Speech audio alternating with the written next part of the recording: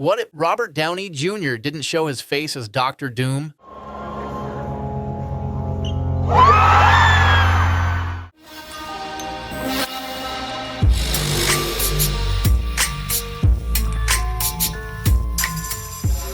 So grab your popcorn and settle in, because we're diving deep into the latest buzz from San Diego Comic-Con, and trust me, this one's a doozy. Alright, so picture this. Robert Downey Jr., the man who literally is Tony Stark in the Marvel Cinematic Universe, is coming back to the MCU. But here's the kicker. He's not reprising his role as Iron Man. Nope, this time he's suiting up as none other than Doctor Doom. Yeah, you heard that right. The guy who made I Am Iron Man iconic is now stepping into the metal mask of one of Marvel's most notorious villains. Now, let's be real. This news has got fans all over the map. Some are hyped, some are straight up confused, and others are kind of disappointed. I mean, Robert Downey Jr. as Doctor Doom, that's not exactly the casting move any of us saw coming. But the thing is, this is happening. We're getting Avengers Doomsday with RDJ as Doom, and whether you love it or hate it, it's definitely got everyone talking. So, the big question here is, how is this actually gonna work? Doctor Doom is a legendary character in the Marvel Comics. He's got this rich backstory filled with dark magic, science, and a whole lot of personal tragedy. We're talking about a guy who scarred his own face trying to save his mother from hell and then decided to hide behind a mask, ruling a fictional Eastern European country with an iron fist. He's a villain through and through, but he's got layers. But how do you bring someone like Robert Downey Jr., who's so recognizable and, let's face it, beloved as Tony Stark, into this role without it feeling weird? There's been a lot of speculation about whether they're going to keep Doom's mask on the whole time, which would be a bold move, right? I mean, if you're paying someone like RDJ $80 million, don't you want his face on screen? But then again, Doom's mask is kind of his thing. Taking it off too much might just ruin the mystique. Some fans are already connecting the dots to a 2010 comic storyline. What if Iron Man, Demon in Armor, where Tony Stark and Victor Von Doom essentially swap lives? It's a pretty wild story, but honestly, it's hard to see how that would play out in the MCU without getting super complicated and maybe even a bit messy. And sure, the multiverse